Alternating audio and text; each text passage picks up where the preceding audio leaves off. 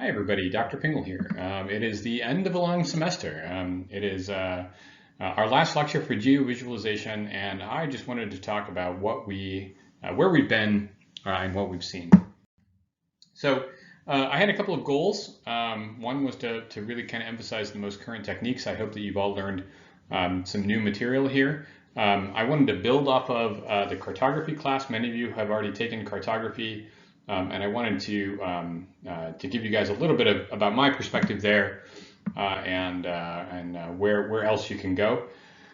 I really wanted to introduce you to both Esri and non-Esri geovisualization tools. It's a big world out there. Esri's got a lot of great stuff, but so do a lot of other people. The more well-rounded you are, the more familiar you are with a variety of techniques, the stronger your ability to visualize your data is going to be. And I really wanted to emphasize your ability to work through new material independently, hence the notebooks. So those were primarily designed to get you exploring new topics on your own without a great deal of direction, and I think those went fairly well. We've learned a lot about cartography and other geovisualization techniques in this class. We've certainly gone through some advanced cartography. That was the first couple of weeks. We spent some time on cartograms and network diagrams. I'm particularly interested in terrain, so we spent a good deal of time on that. We looked at 3D printing in a number of ways, both 3D printing using some kind of off-the-shelf techniques like touch terrain or using models that you download from Thingiverse. But I also taught you how to make some really custom 3D printed maps using ArcGIS. We spent a good deal of time on LiDAR and a little bit of time on photogrammetry, and you got a chance to work through the original data in both of those environments and kind of learn how to build representations of them. We had a new unit this year on computer-aided design and a unit on animation, mostly focusing on ArcGIS, but looking at a couple of other tools as well. And then a lecture on augmented and virtual reality. In cartography, I really wanted to emphasize thematic cartography. We didn't really talk much about making reference maps. Mostly I wanted you to build maps that are sort of presenting a particular story, maybe some statistics, and I really wanted to improve your ability to construct these things and make them better. So we talked a good deal about balance and layout and symbology. Although the choropleth map is very common, I really wanted to expose you to different alternatives to that, so things like the dot density map as a simple example, but even cartograms as another. I emphasized the importance of normalizing your data. I hope no one comes out of this class just making maps of raw counts, at least not naively. If it's something you have well considered and it is important for some reason, then sure. But otherwise, raw counts should generally be normalized to some other variable, often population or the area of the unit. There was a guiding principle. This comes from Marc Monmonier. A legend can't make a bad map useful, but it can make a bad map useful, but it can't make it efficient. When you're using symbology, when you're making choices, you want to try to make things as intuitive and easy to read as possible. Ideally, they won't even need the legend, and if they do need it, they shouldn't need it much. And if your map heavily relies on a legend, if your symbology is too complex, then you need to do some rethinking. We actually didn't talk a little bit about, this is a note here that we didn't get to actually. I wanted to talk about postmodernism and mapping. I think maybe you had a reading on this, but we didn't really come back to it. And this is the idea that all of the maps that we make have embedded cultural values. Everything that we're doing, we're not really getting an objective view on this stuff. There's more of how we choose and what we believe that ends up in maps than maybe we think. And so I just wanted people to be a little bit reflective about that fact. There are historical roots to mapping. We talked a good deal about Charles Menard, who was one of the big, sort of cited by modern cartographers as a big influence in terms of the flow mapping and a number of different kind of parsimonian maps and being very clever and very minimalist about how things are shown. Just a brief show, I think, of John Snow not the Game of Thrones character, but the physician in England that helped figure out the Broad Street pump was causing cholera in London. We talked somewhat about the modern period, especially a good deal on Arthur Robinson. I'm sure I threw in plenty of Waldo Tobler at you because I always do, and George Jenks and Irwin Rice a little bit. So you're getting a little bit more familiar with some of the big names in cartography and geovisualization. And we did spend a bit of time talking about statistical maps and levels of measurement and things like that, sort of core principles that underlie data processing in general, and that's really what we're doing when we're making maps, is we're sort of presenting data. Cartography in particular is an interesting topic. I didn't come into geography as a cartographer, but I've since adopted that sub-discipline as my own. I think the core message here, if it isn't Marc Monmonier's, it's that everything that appears on a map should be there for a defensible reason relating to message and audience. And it's hard to emphasize how strongly that needs to be true. Everything on your map needs to be there because you decided that it should be that way. Lots of, using GIS makes it easier than ever to make maps. Unfortunately, the defaults are not always good, and you should be very comfortable in changing the default pretty much everything as you make a map. The font, the size, the placement, the number of subdivisions in a legend, the level of precision in your values, the colors, you name it. Like everything needs to be well considered. We did speak a little bit about projections. It's as always a difficult topic, and it's one that I would encourage you to sort of keep refreshing on. I hope you'll never make a map and publish it that's unprojected. It's easy to spot. It always looks elongated east-west, and so please just never do that. Lots of good projections out there, and in fact, we had a really nice guest lecture about the Natural Earth 2 projection from Tom Patterson. I wanted to emphasize a little bit about the generalization that goes into line and polygon data. So we had a notebook that you learned a little bit about generalization. I think we spoke a little bit about some of the algorithms that go into that that are very common. And essentially the idea that whenever you're going to be using polygons as base layers, you should give some thought into how those polygons and lines were prepared.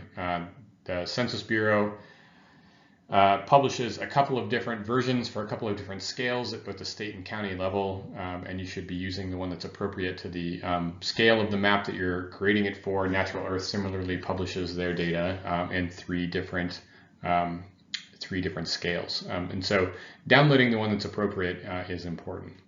In terms of cartography, one of the core ideas is visual hierarchy. This is the idea that some things that are on a map are more important than other things, especially your central symbology, especially your title.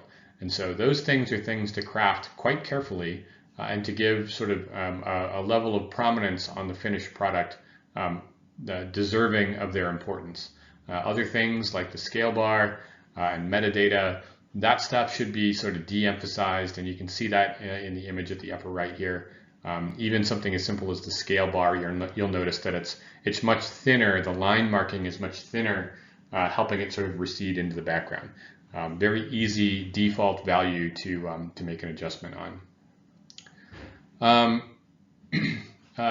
We spoke about visual variables, the idea that things like size and orientation and gray tone and hue all can be manipulated, but all of them sort of match best to certain things. So for instance, hue, often what we think of as color, works very well for categorical, but does not work very well for quantitative difference. And on the other hand, size and shading work very well for quantitative differences, but don't work very well for categorical. So knowing what your data type is, and even if we just kind of keep it simple and say, is it a number or is it a type? If you can kind of match the symbol to those ideas, you'll do better. Traffic light coloring is popular, the sort of red, yellow, green pattern. It's good, it's useful. Some cartographers super hate it, and the reason is it does not serve people with color blindness well. And so you need to think about your audience. If you want to use that color scheme, I guess I would just recommend that you think about whether something else would work just as well, or if not, can you reinforce that color scheme, that hue base, with some other variable, maybe texture, to make sure that your map is accessible to everyone. Central ideas of balance and gestalt and figure ground are kind of impressions of maps that are important. Gestalt being something like the whole is greater than the sum of its parts. This idea that we sort of process in parallel and we're looking at the whole image all at once. Figure ground, this related idea where we want to sort of use our symbology and use our colors to make sure that what we're looking at kind of jumps to the foreground. And you can see variations in shading in the California mobile homes map at the upper right. Does a much better job of sort of making that central symbol and the base layer pop out from the background.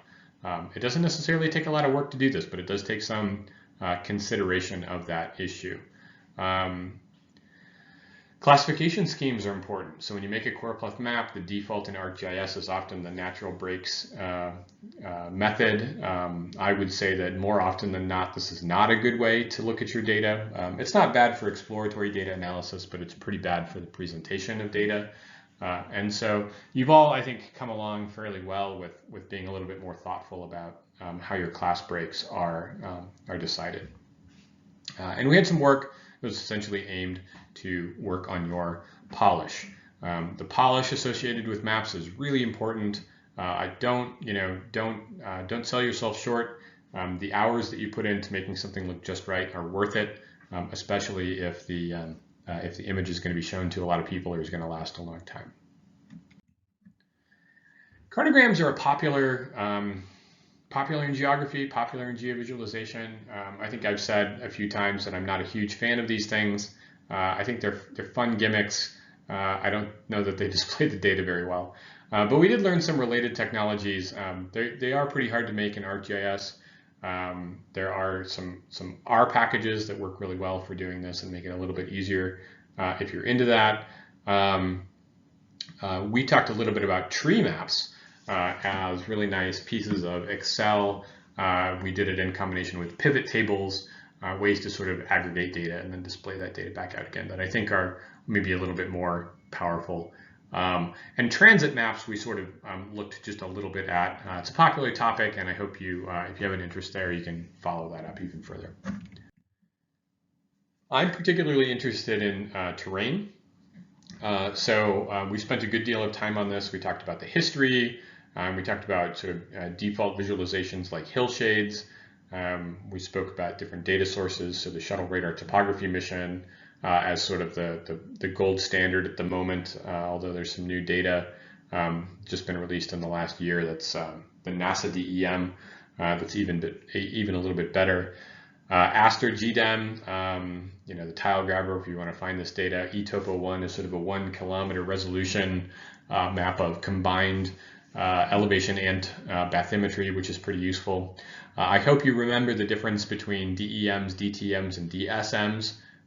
DEMs, digital elevation models, are kind of a superclass, and DTMs, which is sort of a bare earth model, and DSMs being a surface model, sort of what's going on from the top down, are different ways to refer to these. There isn't 100% agreement on this in the academic literature, but I think that this interpretation is getting more and more standard all the time. Remember to project your elevation data. You should rarely use it in its default form that you'll get it if you get it from the National Map or from Aster or SRTM. Remember that that's going to come referenced in degrees. You don't really want to do that. You want to project your data to a local coordinate system, whether it's UTM or whether it's a state plane, unless you've got a good reason not to. If you're making a larger map, sort of a regional map of the United States, then you're not going to be able to do that. But if you're making a small map, a small scale map, then you should definitely project your data.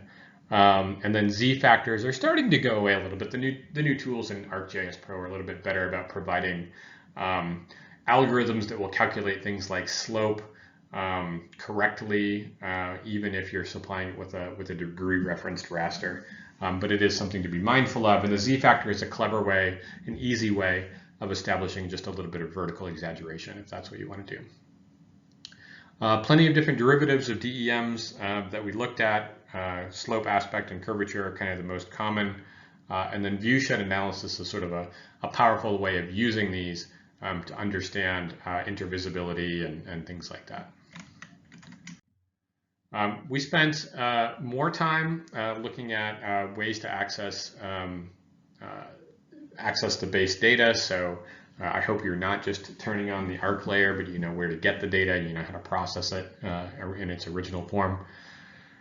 Hillshades are one good way to do it, but we talked about representing your DEM in other ways, like multi-directional hillshades, perceptual slope shading. Interpolation is really important to me, so I hope you'll the differences between nearest neighbor, bilinear, and bicubic will stick with you a little bit. In particular, I would encourage you to remember to turn off nearest neighbor on the when you're redrawing your maps, and turn on bilinear. It will look a lot better and a lot less pixelated, as you can see from our good friend Albert Einstein over there. There are good ways to smooth your data, so what you get from what you download from the national map or other places is not what you have to use. So things like focal statistics can be used to smooth terrain and create nicer looking contours. There was a notebook that touched on that. We looked at different ways of using terrain to visualize other things. So population, for instance, is kind of a classic example of this, where you know, we can visualize population as if it's terrain, and plenty of good examples of sort of what I'm calling, quote, metaphorical terrain from that lecture. 3D printed maps were a major theme in the class. I find these things fascinating. They're evolving more and more all the time.